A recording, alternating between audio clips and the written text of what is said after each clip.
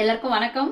இதழி நீர சேனலுக்கு உங்களை வரவேற்கிறேன். இன்னைக்கு நம்ம என்ன செய்ய போறோம்னா மினி இட்லியும் சாம்பாரும் தான் செய்ய போறோம். அது எப்படி செய்யலாம்னு பார்க்கலாம். ரொம்ப சூப்பராகவும் இருக்கும், ரொம்ப ஈஸி தான். வாங்க அது எப்படி செய்யலாம். ஹோட்டல் ஸ்டைலில் செய்ய போறோம். அதுவும் வாங்க எப்படி செய்யலாம்னு பார்க்கலாம். சாம்பார் செய்யறதுக்கு முதல்ல வந்து 100 கிராம் பருப்பு எடுத்து வச்சிருக்கேன். கழுவிட்டு தண்ணி ஊற்றி வச்சிருக்கேன். ஸ்டவ் பற்ற வச்சுக்கலாம். வச்சுட்டு 4 தக்காளி காம்பு எடுத்து வச்சிருக்கேன். இங்கே பார்த்தீங்களா, 2 தான் கட் பண்ணி வச்சிருக்கேன். விசில் வச்சா அது வெந்துடும்.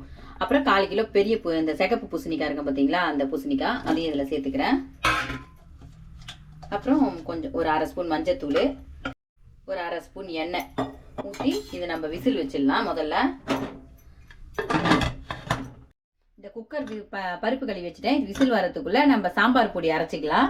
இந்த சாம்பார் பொடி அரைச்சி, இந்த பொடியை அரைச்சி சாம்பார் வச்சாதான் அந்த ஹோட்டல் ஸ்டைல் சாம்பார் வரும். சூப்பராக இருக்கும். அது எப்படி செய்ய அரைச்சிக்கலான்னு பார்த்துக்கலாம் வாங்க. அந்த பொடி அரைக்கிறதுக்கு ஒரு 1/2 ஸ்பூன் கடலைப்பருப்பு, ஒரு 12 காஞ்ச மிளகா, ஒரு 2 ஸ்பூன் தனியா எடுத்து வச்சிருக்கேன். இதை கொட்டிக்கலாம். அது கூடவே ஒரு 1/2 ஸ்பூன் மிளகு, ஒரு 1/2 ஸ்பூன் ஜீரகம். இதையும் நல்லா ஸ்டவ் சிம்மில் வச்சு பொறுமையாக வறுத்து வச்சுக்கலாம். நல்லா வறுத்துக்கலாம். ஸ்லோவாக வச்சு வறுத்துக்கலாம். நம்ம இது ஸ்லோவாக அப்படியே வறுக்கட்டும். அதுக்குள்ளே வந்து ஒரு சின்ன எலுமிச்சை சைஸு புளி வந்து ஊற வச்சுக்கிறேன் நான். இதுவும் அப்படியே ஓரமாக ஊறிட்டு இருக்கும். செவந்திருக்கு. இப்போ இது கூடவே வந்து ஒரு கொத்து கருவேப்பிலையை சேர்த்துக்கிறேன். இங்கே பாருங்க, நல்லா செவந்துருச்சு. சத்தம் கேட்குது பாருங்க, பொரியிற சத்தம். போதும். ஸ்டவ் ஆஃப் பண்ணிட்டு இதை ஆற வச்சுக்கலாம்.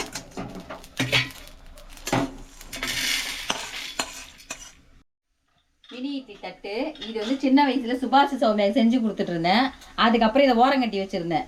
வேணான்னு சொல்லிட்டு எங்கள் மச்சனை வீட்டு பசங்க கிட்ட கொடுத்து, அவங்க சின்ன பசங்களாக இருந்தாங்களா, அவங்க கிட்ட செய்வான்னு கொடுத்தேன். இப்போ வீடியோக்காக இதை போய் வாங்கிட்டு வர சொன்னேன். வீடியோ போட்டு குத்தெல்லாம் கொடுக்க மாட்டேன். இப்போ அடுத்து பேரன் பேத்தி பிறப்பாங்கல்ல, அவங்களுக்கு வச்சுக்கலாம். நம்ம அவங்களுக்கு கரெக்டாக இருக்கும் சைஸ். இதில் தான் இப்போ இன்னைக்கு இட்லி ஊற்ற போகிறோம். ஆமாம். இது மொத்தமா ஒரு பெரிய இட்லிக்கு 2 வருமா, 3 இட்லிக்கு வரும். ஒரு ஸ்பூன் தான் ஊற்ற முடியும் இதுல. ஒரு ஸ்பூன். ஆனா இப்ப நிறைய மாடலா வந்துருச்சு. இன்னும் குழியா, இன்னும் கொஞ்சம் பெருசாலாம் வந்துச்சு. இது ரொம்ப பழைய வந்த புதுசுல வாங்கினது இது. அதனால இது அப்படி ரொம்ப தட்டையா இருக்கு. ஆமா, பிளேட் மாதிரி இருக்கு, குழி இல்ல. ஆமா, பரவாயில்ல. அதுலயே நம்ம ஊத்தி காட்டிக்கலாம். நம்ம வச்ச பருப்பு வந்து 4 விசில் வச்சேன். முடிஞ்சிச்சிங்க பார்த்தீங்களா, நல்லா வெந்துருச்சு. பருப்பு, பூசணிக்காய், தக்காளி எல்லாம் இது அப்படியே இருக்கட்டும் ஓரமா. அடுத்து நம்ம வறுத்து வச்சிருந்த இந்த மசாலாலாம் வந்து ஆறிடுச்சு. இதை மிக்சி ஜாரில் சேர்த்து அரைச்சிக்கலாம். நம்ம அரைச்சிட்டு வந்தாச்சு அந்த பொடியும். இங்கே பார்த்தீங்களா, சூப்பராக வாசனையாக இருக்குது, கம்ம கம்மனி. இப்போ நம்ம சாம்பார் தாளிக்க போயிடலாம். இப்போ சாம்பார் தாளிக்க ஒரு கடாய் வச்சுருக்கேன். ஸ்டவ் பற்ற வச்சுட்டேன். அதில் வந்து ஒரு 2 ஸ்பூன் எண்ணெய் சேர்த்துக்கிறேன். எண்ணெய் காயட்டும். எண்ணெய் காஞ்சிருச்சு. நான் தாளிக்கிறதுக்கு வந்து ஒரு ஸ்பூன் கடுகு, கொஞ்சோண்டு உளுத்தம்பருப்பு, சும்மா ஒரு சிட்டிகை ஜீரகம், ஒரு 10 வெந்தயம் போட்டிருக்கேன். இதை அதுக்குள்ள சேர்த்துப்போம். கடுகு பொரியட்டும். கடுகு பொரியுது. கடுகு பொரிஞ்சதும் இந்த சாம்பார் வெங்காயம் உரிச்சு வச்சிருக்கேன், தோல் சீவி. ஒரு 150 கிராம் வெங்காயம் இருக்கும். ஒரு கொத்து கருவேப்பிலை, 4 காஞ்ச மிளகாய் தாளிக்க வச்சிருக்கேன். அதையும் அதுக்குள்ள சேர்த்துக்கணும். வெங்காயம் வதங்கட்டும். மூடி போட்டு விட்டுடலாம். அதுக்குள்ள நம்ம எடுத்து வேக வச்சிருந்த பருப்பை வந்து மசிச்சு எடுத்துக்கலாம். நல்லா பூசணிக்காய், தக்காளி எல்லாம் ஒன்று போல நல்லா மசிச்சிருங்க. கொஞ்சம் கூட இருக்கக்கூடாது. இங்கே பாருங்க எப்படி நல்லா மைய மசிச்சிருக்கிற. பூசணிக்காவே தெரியல பார்த்தீங்களா, பூசணிக்காய் தக்காளி எல்லாமே அவ்வளோதான் மசிச்சாச்சு. நம்ம போட்ட வெங்காயமும் வதங்கிருச்சு. இப்போ அதில் வந்து பெருங்காயத்தூள் சேர்த்துக்கிறேன். கொஞ்சமாக பெருங்காயத்தூள் சேர்த்து வெறும் மிளகாத்தூள் சும்மா கொஞ்சமாக ஒரு 1/4 ஸ்பூன், ரொம்ப இல்லை. ஏன்னா நம்ம மசாலாலேயே எல்லாத்தையும் போட்டு அரைச்சிட்டோம். அதனால இது லைட்டாக எண்ணெயில் வதக்கிக்கலாம். இப்போ நம்ம வெங்காயம் மசாலா எல்லாம் வதங்கிடுச்சு. மிளகாத்தூள் கலர் மாறிடுச்சு. இப்போ நான் கடைஞ்சி வச்சிருந்தேன் பார்த்தீங்களா, அந்த பருப்பு இதில் சேர்த்துக்கலாம். பருப்பு, பூசணிக்காய், தக்காளி எல்லாத்தையும்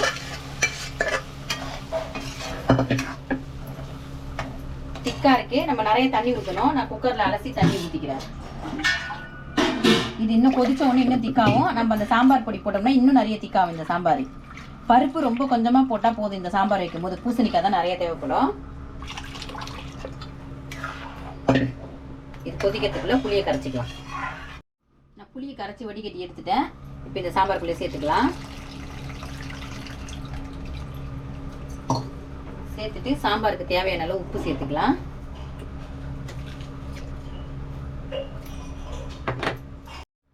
சேர்த்து நல்லா கலக்கி விட்டுக்கலாம் எல்லாத்தையும். இது கலக்கிட்டு இதை மூடி போட்டு கொதிக்க விட்டுருவோம். இது கொதிச்சதுக்கு அப்புறம் நம்ம சாம்பார் பொடி சேர்த்துக்கலாம். இங்க பாருங்க சாம்பார் நல்லா சலசலன்னு கொதிக்குது. நம்ம புளி ஊற்றிருக்கல, அந்த புளி வாசனை போகணும், அது போகிற வரைக்கும் கொதிக்கிட்டோம். அதுக்குள்ளே நான் இந்த பக்கம் ஸ்டவ் சாம்பார் வந்து இந்த பக்கம் மாற்றிக்கிட்டேன். இந்த பக்கம் வந்து இட்லி ஊற்றிக்கலான்ட்டு ஸ்டவ் பற்ற வச்சு இட்லி குண்டை வச்சுக்கிறேன். இது கொதிக்கட்டும். இது சூடாக நம்ம இட்லி ஊற்றி வைக்கலாம்.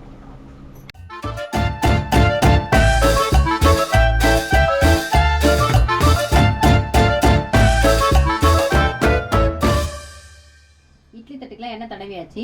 நம்ம இப்போ சாம்பார் கொதிச்சிடுச்சு நல்லா. இப்போ அதுக்கு போட வேண்டியதெல்லாம் போட்டுக்கலாம். நம்ம அரைச்சி வச்சிருந்த பொடியெல்லாம் சேர்த்துக்கலாம். கரெக்டாக இருக்கும். நான் அந்த அளவுக்கு தான் அரைச்சிருக்கேன். ரொம்ப கம்மியாகவும் அரைக்கல, அதிகமாகவும் அரைக்கல.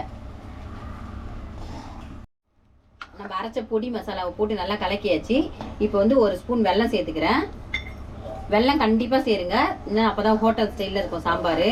சாப்பிட்றதுக்கு அவ்வளோ அற்புதமாக இருக்கும். அப்புறம் ஒரு 2 ஸ்பூன் நெய் சேர்த்துக்கலாம். நெய் சேர்த்து ஸ்டவ்வை வந்து கொஞ்சமாக கொத்தமல்லி கொட்டி ஆஃப் பண்ணிடலாம். கொஞ்சமாக கொத்தமல்லி நெய் போட்டதுக்கப்புறம் ரொம்ப நேரம் கொதிக்க வைக்காதீங்க, வாசனை போயிடும். அவ்வளோதான், மூடி போட்டு ஸ்டவ் ஆஃப் பண்ணிடலாம். இப்போ இட்லி ஊற்றிக்கலாம். நம்ம இங்கே பாருங்கள், பெரிய குண்டான் பெரிய கரண்டி எடுத்துருக்கேன் பாருங்கள் இட்லி ஊற்றுறதுக்கு. இப்போ இதில் வந்து எண்ணெய் தடவுதில் கொஞ்சம் கொஞ்சமாக ஊற்றிக்கலாம்.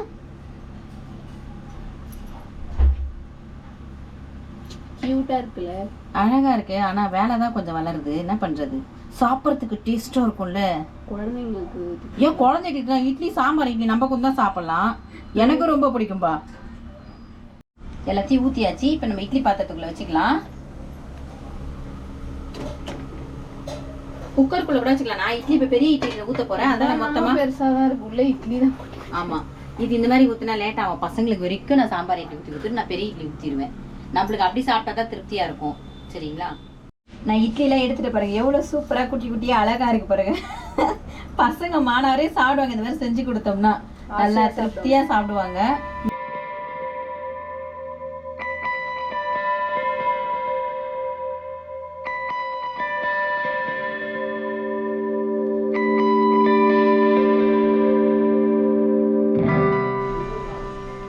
அவ்வளவுதான், சூப்பரா ஜம்முன்னு சாம்பார் இட்லி பண்ணியாச்சு. மினி இட்லி சாம்பார் இட்லி பண்ணியாச்சு. இதே மாதிரி நீங்க செஞ்சு பாருங்க. செஞ்சு பார்த்துட்டு எப்படி இருக்குன்னு கமெண்ட் பண்ணுங்க, லைக் பண்ணுங்க, ஷேர் பண்ணுங்க. நம்ம சேனலை சப்ஸ்கிரைப் பண்ணாதவங்களா இருந்தா சப்ஸ்கிரைப் பண்ணுங்க. மறுபடியும் அடுத்த வீடியோல பார்க்கலாம். பாய்.